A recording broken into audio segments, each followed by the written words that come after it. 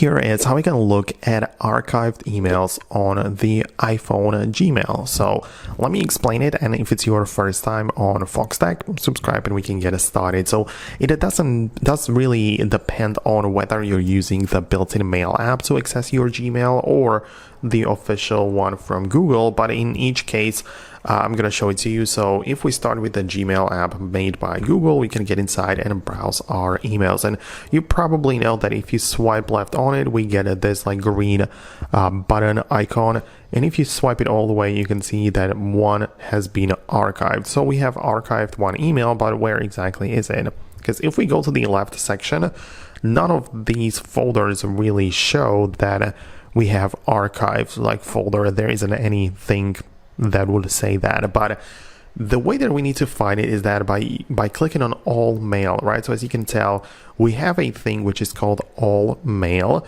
and this includes everything, including the the archived emails.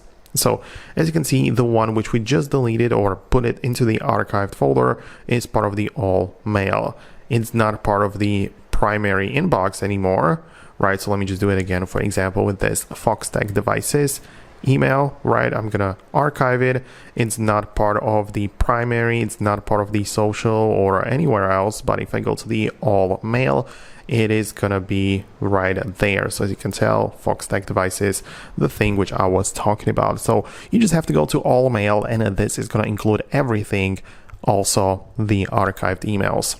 But if you're using the mail app of the Apple, right, and as you can tell, I'm also logged in with my Gmail in here, and if I decided that, I don't know, I click on this email and put it into the archived folder, right, or I don't know, I put it whatever I want really, and then it works a little bit different, right, because I can put it into the archive as such, but then I need to browse the section in here, right, part of Gmail, and it's also going to work the same, that if you go to all mail, you are going to be able to find it, because we put it into archive, but it's all part of the all mail, right?